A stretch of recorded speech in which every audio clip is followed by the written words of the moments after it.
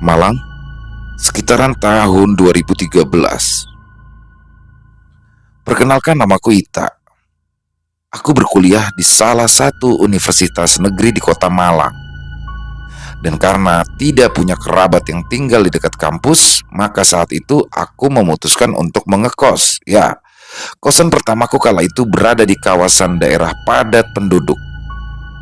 Hingga setelah beberapa bulan di Malang, salah satu teman sekelasku di masa SMA dulu yang bernama Cika mengabarkan jika dia pindah kos dekat dengan kampusku dan mengundang aku untuk bermain ke kosannya, kos Putri A15.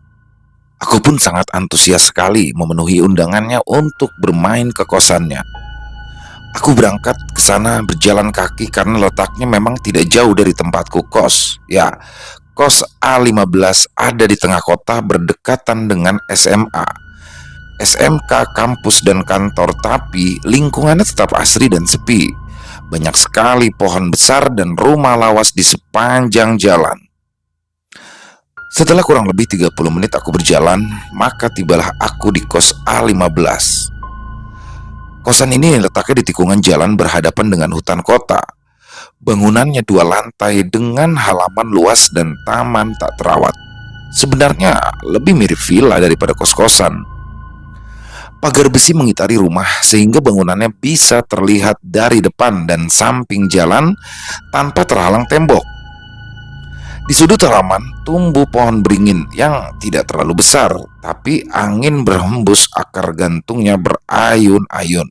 Ya, cukup horor juga jika melihatnya di malam hari. Di sisi lainnya ditanami bambu dekat kolam berbentuk lingkaran lengkap dengan pancuran yang sepertinya sudah lama tidak terpakai. Jika aku di depan, bukain gerbang. Oi, oke tak, bentar, serunya dari balik jendela lantai 2. Lalu ia pun turun untuk membukakan gerbang. Ih, kosanmu gede banget ya. Berapa orang yang menghuni? Berapa ya? Dikit kok, banyak kamar yang masih kosong. Lalu Cika pun mengajakku masuk ke dalam kosannya. Nah, jadi kosannya ini lantai 1 terdiri dari ruang tamu yang luas, 4 kamar tidur, 3 kamar mandi yang berdekatan, 1 kamar super besar plus kamar mandi dalam dan dapur. Di dekat ketiga kamar mandi nampak tangga yang menuju lantai atas yang kala itu terlihat terbuat dari kayu, sehingga berbunyi duk-duk-duk, tanda seseorang melewatinya. Di lantai 2 juga didominasi oleh kayu. Ada 3 kamar tidur dan 1 kamar mandi yang uniknya dilengkapi wastafel dan bed up yang tidak berfungsi. Nah, di samping kamar mandi ada pintu keluar untuk menuju jemuran dan balkon. Kos-kosan macam apa yang semewah dan seestetik ini? Jika kala itu sekamar dengan Maya yang juga satu SMA denganku dulu. Lantai dipan tingkat, tembok kamar didominasi kayu. Di samping dipan ada 2 jendela teralis yang menghadap arah luar. Nampak jelas hutan kota yang tidak terawat. Jika pagi hari, tupai dan burung sering terlihat asri, tenang, sejuk, dan sunyi. Sudah beberapa kali aku main ke kosannya Cika sampai suatu ketika berpapasan dengan Mbak Nisa. Loh, Mbak Nisa? Kos di sini juga toh? Aku baru tahu loh. Ya, Mbak Nisa ini adalah seniorku di UKM. Iya tak, kamu temennya Cika ya? Iya. Oh, kamarku sebelahan sama Cika. Kok nggak pernah ketemu sampean ya? Padahal aku sering kesini loh. Aku ini jarang di kosan, lebih sering di UKM, apalagi kalau anak kosan lagi keluar. Enak ya kos di sini? Enak apaan? Serem, jawabnya tersenyum, lalu berpamitan untuk berangkat ke kampus.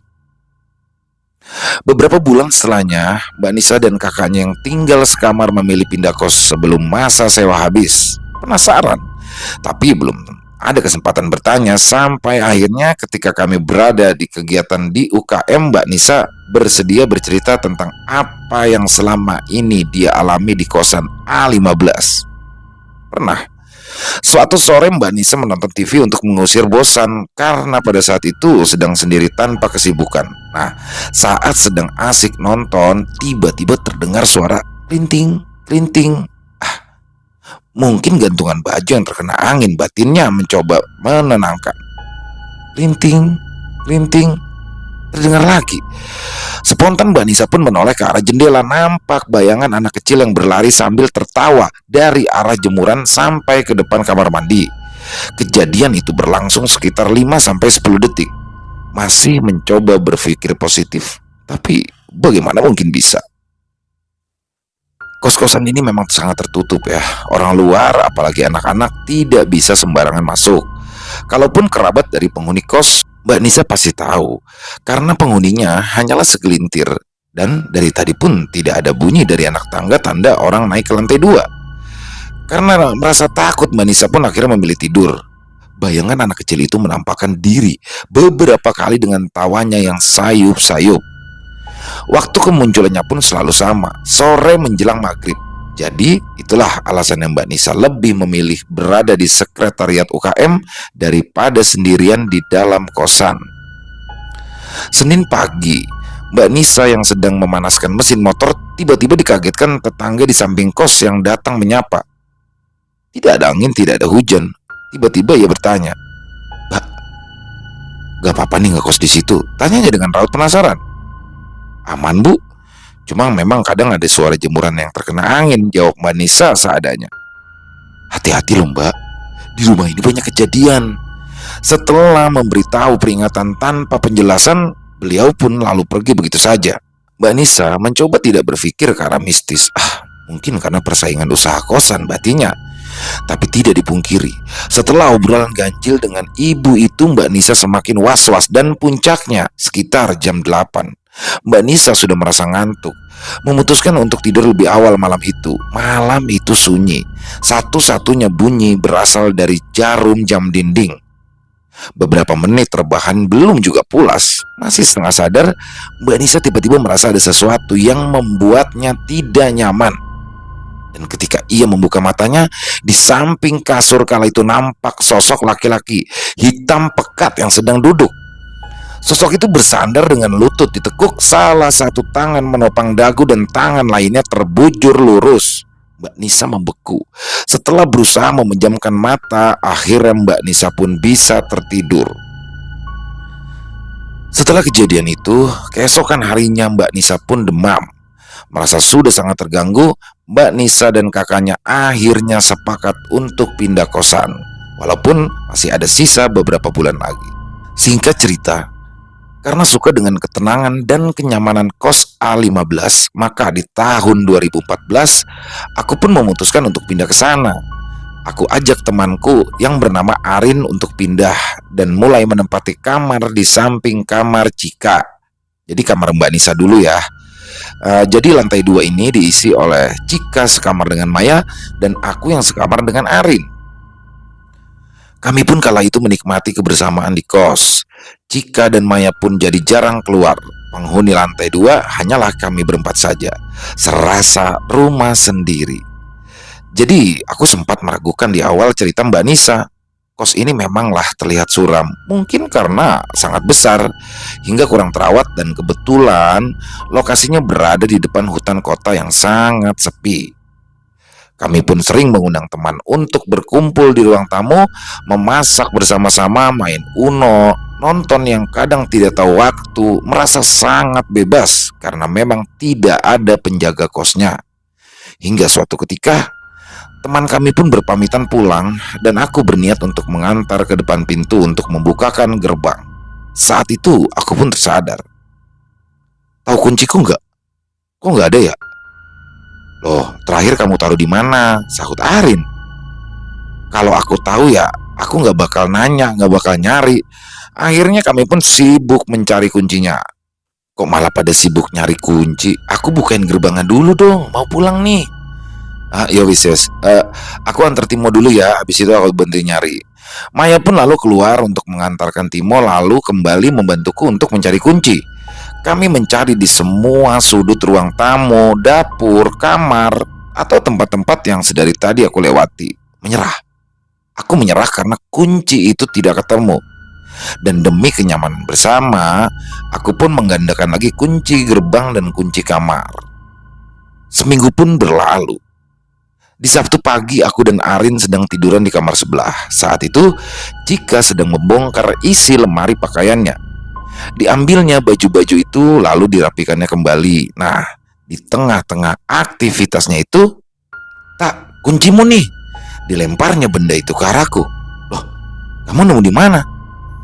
Dengan raut wajah yang bingung dan heran, dia pun berkata, di dalam sini.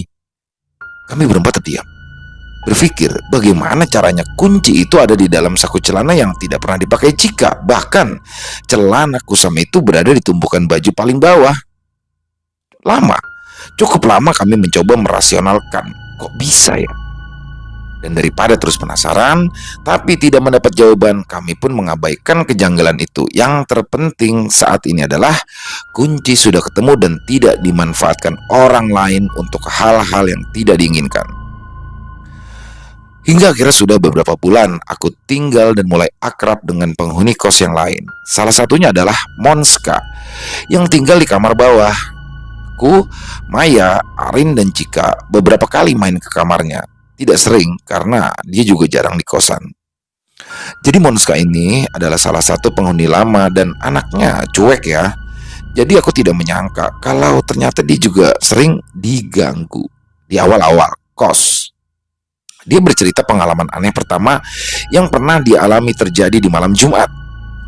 Saat itu Monska lagi senang-senangnya membaca novel Sherlock Holmes. Karena keasikan, tidak sadar sudah lewat tengah malam, tiba-tiba sayup-sayup terdengar suara gamelan. Suaranya terdengar jauh, tapi semakin lama semakin jelas. Gak mungkin ada kegiatan di sekitar kos, pikirnya kala itu.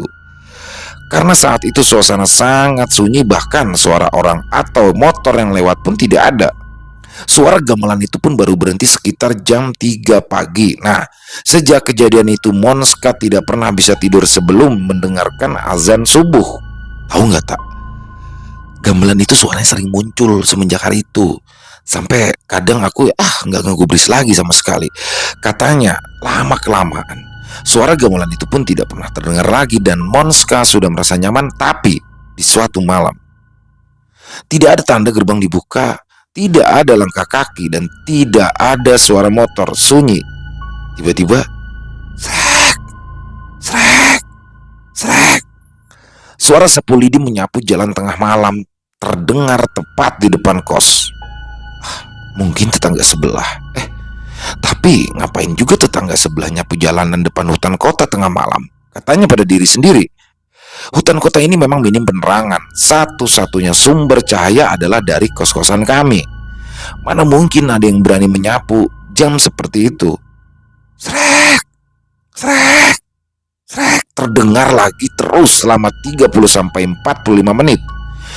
Menghiraukan rasa takut campur penasaran, Monska pun mencoba untuk tidur. Dan setelah itu tidak terjadi apa-apa lagi. Di tahun 2014, penghuni kos A15 hanyalah aku, Cika, Maya, Arin, Monska, dan Fatih. Tapi pertengahan tahun, Fatih memutuskan untuk pindah kos. Jadi tersisa hanya kami berlima yang menghuni kos sebesar ini. Dan agar tidak merasa kesepian, Monska pun akhirnya membeli seekor kucing kecil. Namanya Cino. Lucu ya? Berjam-jam aku dan Maya main di kamar Monska, mengobrol sambil mengelus-ngelus Cino. Nah, tengah hari kami pun kembali ke kamar masing-masing. Tidak lama Monska kala itu memanggil kami dari arah bawah. Kenapa Mons? Monska kali itu terlihat berdiri di depan pintu kamarnya yang sepertinya terkunci dari dalam. Aku tadi cuci muka. Nah, terus mau balik kamar, tapi kok nggak bisa dibuka ya? Padahal tadi pintunya nggak kututup. Gimana nih? Kasihan kan Cino di dalam. Benar-benar terkunci. Kami bertiga pun pindah ke garasi untuk mengecek kondisi pintu kamar dari luar jendela. Nampak kala itu grendel pintu sudah dalam posisi lock. Kami nggak yakin jika angin adalah penyebabnya. Apa mungkin Cino yang mainin? Nggak mungkin karena posisinya terlalu tinggi. Jangankan grendel, naik meja saja Cino belum bisa. Kami pun coba menyentuh slot dengan galah, tapi sulit karena gerakan tangan terhalang teralis jendela. Akhirnya kami pun menyerah. Hingga tidak berapa lama, Doni, pacarnya si Monska, datang melihat kondisi kamar untuk mencari celah. Dia pun lalu membobol ventilasi dari kamar sebelah dan akhirnya berhasil masuk dan membukakan pintu. Cika dan Arin yang kala itu baru datang pun ikut penasaran.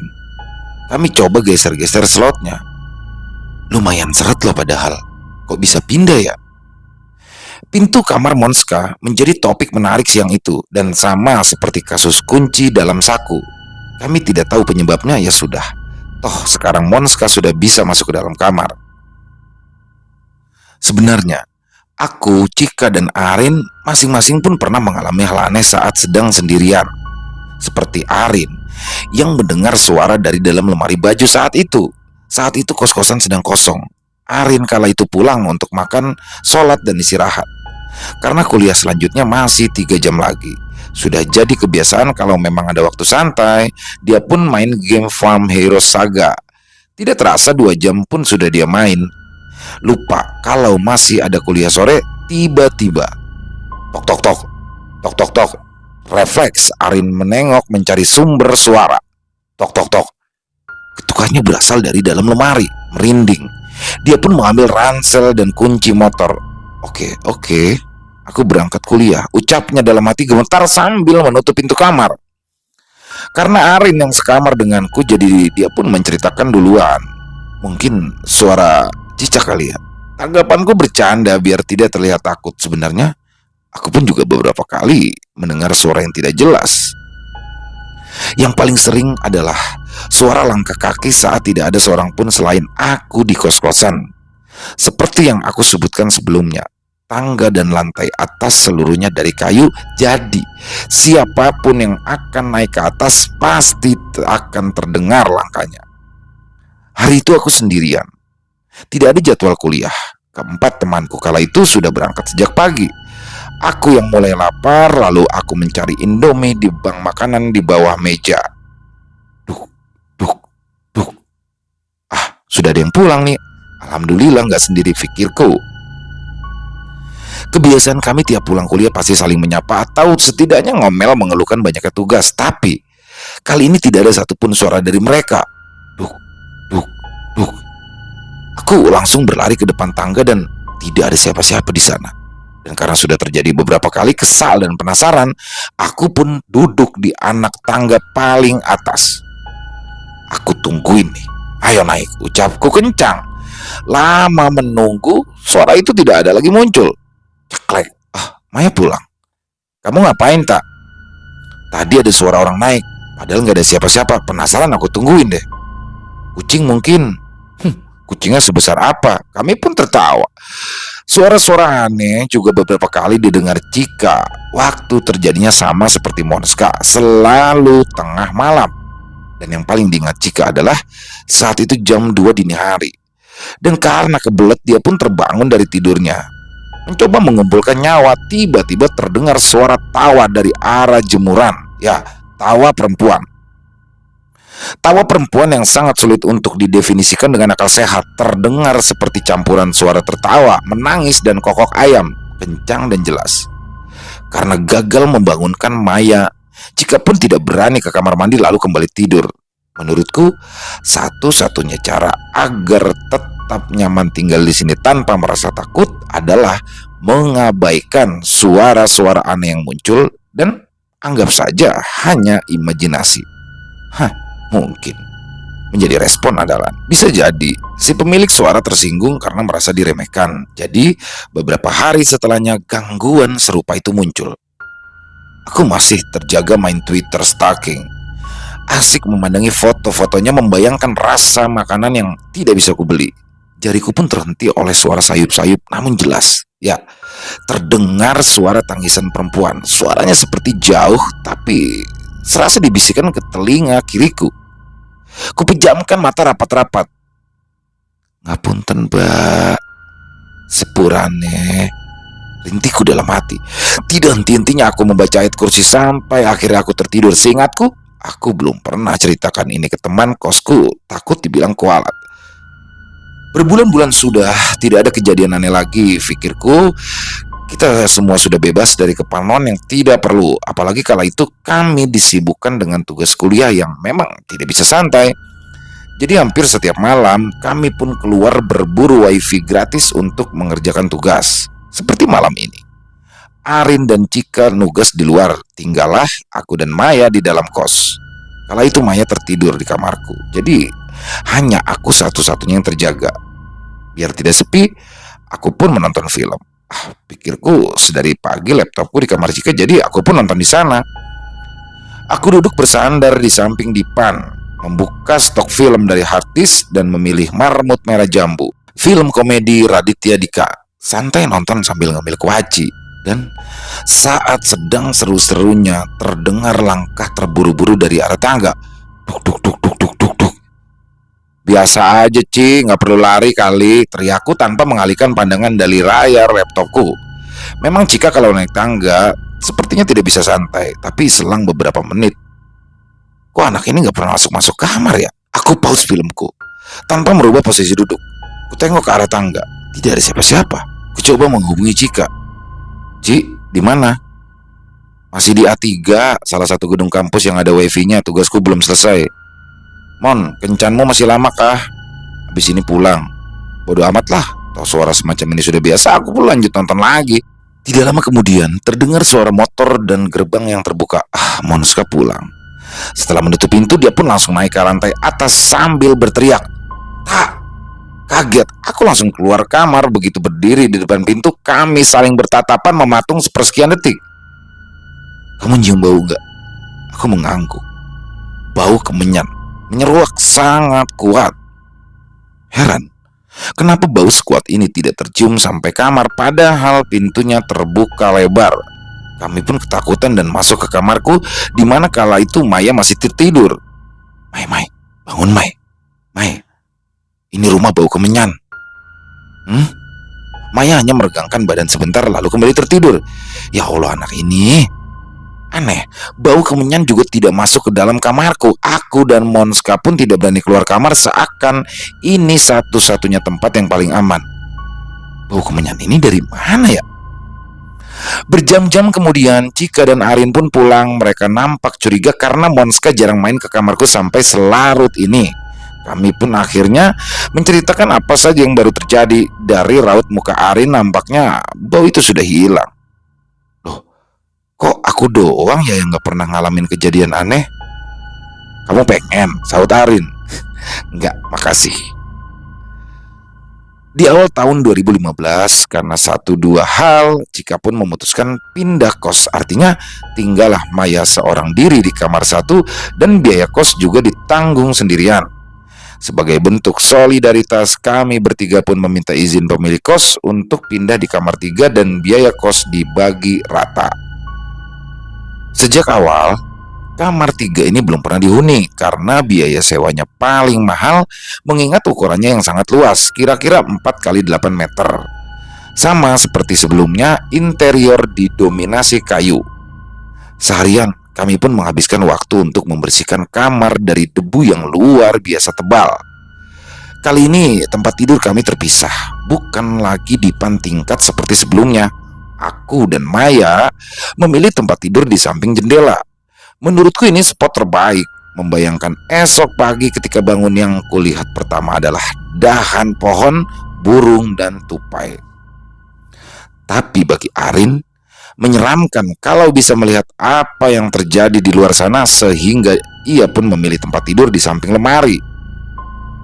Di bulan berikutnya datang lagi 2 penghuni baru yang bernama Tiara dan Ayu. Mereka adalah pelajar dari salah satu sekolah sekitaran kos. Kami pun gampang akrab dengan Tiara. Anaknya lucu, jadi kami sering menggodanya dengan sebutan anak kecil. Mereka berdua pun menempati kamar bawah dekat pintu menuju garasi. Pertengahan tahun 2015, pemilik kos merenovasi rumah, lebih tepatnya menambah kamar. Ruang tamu luas yang selama ini jadi tempat berkumpul kami pun diubah menjadi 3 kamar. Tiara dan Ayu pindah ke kamar yang baru, jadi mereka pilih kamar B8. Tapi tidak lama Ayu pindah, jadi tinggallah Tiara sendirian. Sejak itu Tiara pun sering main ke atas. Kamar kami yang paling luas ini jadi semacam base camp. Di akhir bulan, kamar B6 dihuni 2 pendatang baru bernama Lita dan Baby. Mereka ini bersaudara. Lita adalah teman Maya di kampus, sedangkan Baby adik tingkat Monska. Jadi kos-kosan sudah tidak lagi sesunyi dulu. Apa ini? Artinya gangguan akan berkurang? Kami harap begitu. Mbak Mons, jadi nonton apa kita? Sudah 10 menit jadi Tiara bermain di atas keyboard menyelami situs-situs film. Bingung, film mana yang akan ditonton? Inside Out aja. Jadi Inside Out ini adalah film animasi tentang 5 emosi dasar dalam diri seorang anak yang divisualkan menyerupai karakter lucu. Ya, Monska suka sekali film berbau psikologi sesuai jurusan kuliahnya. Tiara pun mengambil camilan dari bawah meja belajar. Nonton sambil nyemil memang surga dunia. Udara di kamar Tiara malam itu sedikit panas, mungkin karena sirkulasinya tidak lancar. Jendela kamar jarang dibuka agar nyamuk dan serangga lainnya tidak masuk. Maklum, kosan kami di samping hutan, jadi nyamuknya ganas-ganas. Buka jendelanya, Ra, Grani. Tiara pun menyibakkan gorden dan mendorong daun jendela. Nampaklah taman depan yang kurang terawat. Rumput liar yang mulai tinggi dan daun-daun yang berserakan. Remang-remang cahaya dari lampu teras masih mampu menyinari sebagian halaman. Tiba-tiba badan Tiara menegang. Keringat dingin mengalir di pelipisnya. Di sana, di antara bambu dan kolam, berdiri sesosok laki-laki. Perawakannya tinggi, kurus, dan mukanya seperti hancur. Darah membasahi bajunya yang putih compang-camping. Sosok itu meringis menatapnya lama, lalu menghilang. Tiara kesulitan berbicara, tidak percaya dengan apa yang dilihatnya. Monska pun memegang bahu Tiara, mengguncangnya beberapa kali sambil memanggil-manggil namanya. Tiara gemetar hebat. Malam itu Monska menemani Tiara sampai tertidur, dan di esok paginya Tiara pun menceritakan apa yang kemarin malam ia lihat. Sepertinya mereka mulai berani berkenalan dengan penghuni kos yang baru. Baby salah satunya. Baby merasa ada yang tidak biasa dari kosan ini karena hampir di tiap tengah malam selalu saja terdengar suara orang yang menyapu jalan. Tapi malam ini lain lagi. Kala itu Baby santai sedang chattingan dengan pacarnya selagi menunggu Lita pulang dari kegiatan organisasi. Ya, Lita memang anggota aktif dan sedang persiapan untuk lomba, jadi hampir setiap hari ia pulang larut malam. Kala itu jarum jam menunjukkan pukul 23.45, tetapi Lita belum juga pulang. Mencoba merubah suasana agar tidak terlalu sepi, Baby pun memutar lagu dari playlist di laptopnya. Tidak berapa lama, Baby dikagetkan dengan suara tawa dari arah taman. Seperti tawa anak-anak yang sedang bermain, ramai sekali. Masa sih anak kecil main jam segini di depan kosan orang pula? Penasaran dan merasa sangat terganggu, saat itu juga Baby membuka jendela kamar. Pandangannya mencoba menyapu ke arah sumber suara tadi. Sepi, tidak ada siapapun. Padahal tadi jelas-jelas ada suara anak kecil. Tidak benar ini. Dia pun menutup jendela rapat-rapat dan langsung tidur.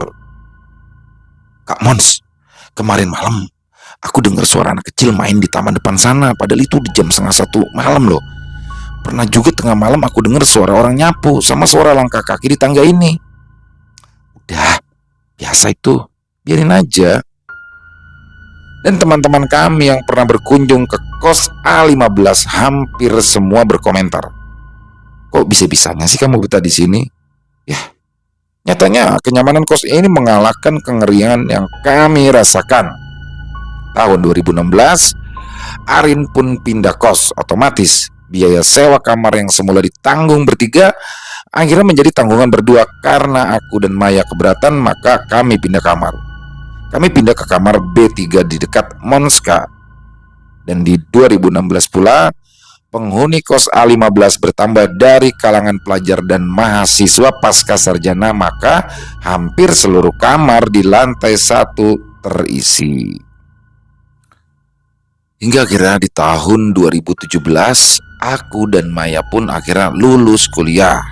Dengan begitu, selesai sudah masa-masa kami di kos A15 dengan segala keanehannya. Tapi aku pun mendapatkan cerita dari beberapa anak kos baru di kos A15. Kala itu kamar B7 terisi oleh Kak Kenny dan Kak Rani. Kak Kenny pun bercerita, waktu menempati kamar itu Kak Rani pernah bermimpi didatangi sosok perempuan berambut panjang. Perempuan itu pun menatapnya tanpa berbicara satu kata pun. Cantik, tapi auranya menyeramkan hingga mampu membangunkan Kak Rani dari tidurnya. Dan ketika membuka mata, badan Kak Rani kala itu tidak bisa digerakkan, sakit sekali. Lalu dari celah di antara daun pintu dan lantai, Kak Rani kala itu melihat bayangan hitam seperti sepasang kaki yang berdiri dari balik pintu. Lama sekali berdiri di situ. Kak Rani pun berusaha membangunkan Kak Kenny, tapi tidak mampu. Lalu bayangan itu beranjak pergi. Seketika itu juga badan Kak Rani terbebas, nafasnya tersengal. Saking takutnya, Kak Rani pun membangunkan Kak Kenny dan menceritakan apa yang baru saja terjadi. Karena Kak Rani tidak nyaman di kamar itu, akhirnya mereka pun memutuskan pindah ke kamar B3, kamarku setahun terakhir. Kak Kenny percaya dengan apa yang dialami Kak Rani karena memang tidak sekali dua kali matanya menangkap bayangan hitam yang masuk ke kamar mandi yang berada di depan kamarnya, padahal tidak ada siapapun di situ. Sore itu mendung, nuansanya mengundang kantuk. Kak Kenny hampir tertidur kalau saja tidak ada kegaduhan dari arah garasi dan suara kaki mondar-mandir. Sepertinya Pak Beno, pengelola kos, sedang beres-beres perkakas. Ya, Pak Beno memang jarang mengunjungi kos, paling-paling datang jika ada masalah atau untuk menagih uang sewa. Itulah mengapa kami tidak begitu akrab dengannya, bahkan ada yang menghindari beliau. Hening. Sepertinya Pak Beno sudah pulang. Pak Beno tadi sore kesini Ran, untung kamu gak ketemu. Maksudnya? Kan kamu tahu dari tadi aku di teras sama anak-anak, gak ada tuh Pak Beno datang. Seolah paham dengan apa yang terjadi, mereka pun tidak melanjutkan obrolan. Di tahun 2018, intensitas mereka mulai menunjukkan eksistensinya semakin tinggi. Baby lah yang paling terbuka dalam menceritakan pengalaman mengerikannya. Kaita pernah nggak dengar suara orang lari di tangga, biasanya jam 1 atau jam 2 malam? Ya, itu aku dengar langkah kaki di tangga, bolak-balik terus menerus, makin lama makin kenceng. Pernah juga dari tangga itu ada bayangan putih yang melayang menembus kamar mandi atas. Serem banget ya. Dan yang buat aku paling gak nyaman itu adalah suara keran air yang selalu saja terbuka. Mungkin bisa sampai 3 kali ya kejadiannya. Yang pertama di kala semester 5, sedang banyak-banyaknya tugas. Jadi aku pun sering bergadang, dan biar gak sepi, aku suka play lagu di laptop. Sekitar jam 2.30 aku dengar suara keran air. Kuturunkan volume di laptopku, ya baru terdengar jelas dari arah dapur. Lama-lama terus berhenti. Kalau ada yang nyalain keran, pasti aku juga dengar pintu kebuka atau suara langkah kaki. Tapi itu gak ada. Posisinya kos-kosan lagi sepi, tinggal kakak-kakak depan kamarku dan yang lainnya udah pada pulang kampung. Yang kedua, aku denger sama teman kerjaku. Aku ajak 2 orang nginep di kos. Waktu itu kita pulang jam 11 malam. Kita memang tidak langsung tidur, tapi nonton drakor dulu sambil makan mie. Tiba-tiba kita tuh denger suara air nyala dari keran taman yang dekat gerbang itu. Siapa tuh Beb nyalain air di luar, kata teman. Disitulah aku refleks membuka jendela, tidak ada siapa-siapa dan suaranya juga langsung hilang. Aku dan temanku saling berpandangan. Daripada takut ya, kita lanjut nonton saja. Dan yang terakhir, kejadian kala itu sedang skripsian sekitar jam 1. Aku mau ke kamar mandi, cuci muka. Nah, pas aku tutup pintu kamarku, aku mendengar suara itu lagi dari arah dapur. Karena udah nanggung, jadi udah keluar kamar juga, aku pun memberanikan diri untuk mengecek ke sana. Dan bener, posisi air di dapur itu masih menyala kencang padahal tidak ada orang. Aku matiin terus balik lagi ke kamar dan tidak jadi cuci muka. Deg-degan parah, kunci kamarku, paksa tidur. Pernah aku diantar pulang sama temen kuliahku. Dia itu bisa lihat yang begituan ya. Katanya udah biasa. Nah, pas perjalanan kita masih ngobrol ketawa ketiwi. Terus pas sampai di depan kos, saat itu dia diem, tidak berani lagi ngomong. Nah, besoknya baru tuh dia cerita jika di depan pagar kita, pagar besar yang di dekat kolam itu, ada banyak sekali Tapi katanya tidak ganggu. Sebelum bangunan ini berdiri, mereka memang sudah berada di situ.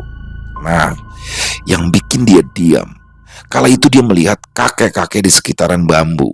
Yang bilang kayak gini udah 2 orang. Yang kedua temanku cewek, kalau nggak salah di bulan Oktober 2018. Waktu itu aku sama teman-temanku kumpul di teras nih. Kita latihan nyanyi buat acara kampus. Ya namanya latihan nyanyi kan pasti berisik. Nah, salah satu temanku yang cewek ini Indigo. Dia awalnya biasa aja, tapi lama-kelamaan dia diam.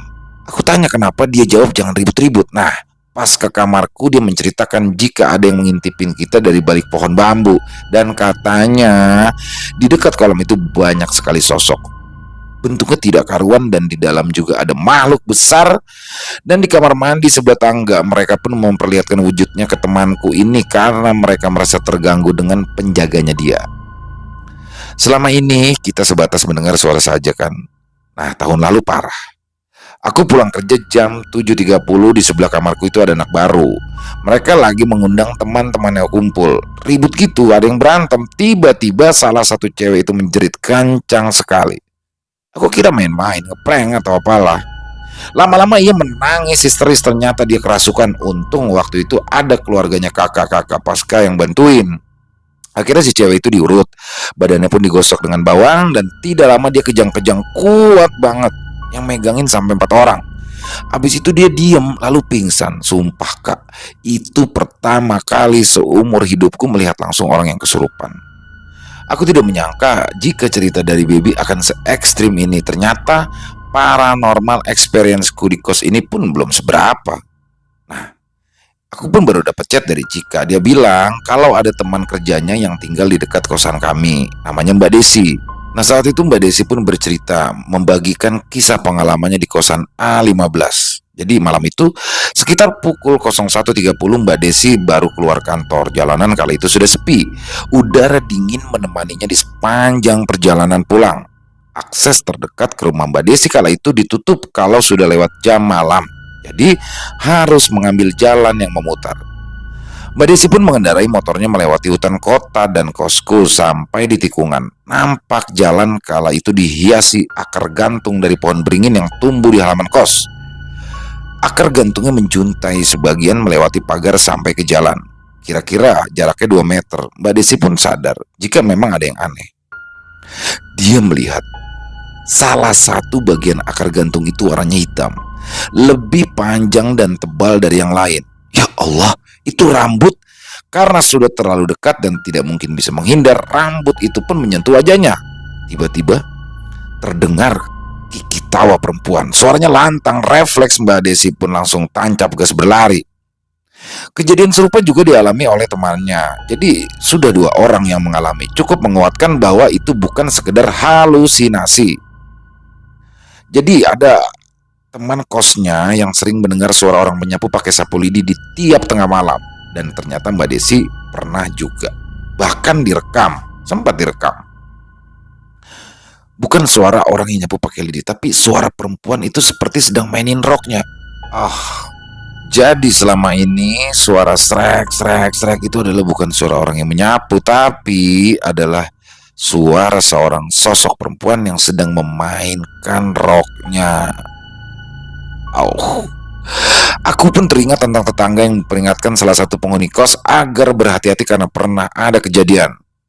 Jadi dulu salah satu rumah di daerah ini pernah kemalingan. Nah, warga yang mendengar teriakan dari pemilik rumah langsung melakukan pengejaran. Tidak lama, maling itu pun ditemukan di tengah jalan di depan rumah kosong yang sekarang adalah kos A15. Kala itu dia pingsan, masih setengah sadar. Maling itu pun diringkus warga lalu dibawa ke pos kamling. Dan setelah dia benar-benar tersadar, warga pun bertanya, ngapain? Habis nyuri kok malah pingsan di tengah jalan. Jadi si maling ini bercerita, jadi sewaktu dia lari melewati tikungan, dia mendengar suara tawa yang terkikih. Dia perlambat langkahnya untuk melihat sumber suara itu. Dari jendela lantai 2 rumah kosong itu berdiri sosok perempuan. Perempuan itu menatapnya, dia tersenyum memiringkan kepala sambil menyisir rambut dengan jari-jarinya. Tawanya terdengar lagi, lalu maling itu akhirnya pingsan. Muncul pertanyaan di kepalaku, sebenarnya ada apa sih dengan bangunan kos-kosan kami? Bukan salah bangunannya, tapi tanah di sekitarnya. Dimanapun tanah yang berbau darah itu pasti angker, jawab Mbak Desi kala itu. Rumah Mbak Desi memang salah satu rumah yang tertua. Kakeknya lah yang pertama kali mendirikan rumah di lokasi yang semula adalah area persawahan. Jadi ternyata lahan ini sebetulnya adalah jatah bagi para tentara perang. Ya, kakeknya adalah tentara yang pernah bertugas di peperangan 10 November dan Operasi Renjaya. Beliau lah yang membuka lahan, mengaspal dan mengalirkan listrik kalau kata orang Jawa babat alas. Nah, ada rumor yang bilang jika area pesawahan itu sempat menjadi tempat penguburan korban perang. Masuk akal, karena memang kawasan ini berdekatan dengan salah satu lokasi pertempuran Tentara Republik Indonesia Pelajar. Yang jelas, tempat ini banyak sekali penunggunya. Terus suara gamelan, ya itu pertanda jika mereka sedang pesta. Kata Mbak Desi lagi. Mungkin benar, masih banyak kejadian seram yang dialami teman-teman kos dan mungkin warga sekitar yang tidak bisa diceritakan di sini. Dan terjawab sudah rasa penasaran kami dari kisah ini, semoga bisa diambil hikmahnya. Bagi siapapun yang merasa sebagai pendatang harusnya menjaga perilaku. Kita tidak pernah tahu sejarah di balik tempat kita berpijak. Kalaupun kita sudah sopan tapi masih mengalami hal yang aneh, mungkin mereka hanya ingin menunjukkan bahwa mereka ada. Kalau kata Mas Dodit Mulyanto, tanah adalah tetap. Manusia yang merubah-rubah fungsi dan apa yang ada di atasnya. Di bawah tanahmu terpendam sesuatu dari pendahulumu.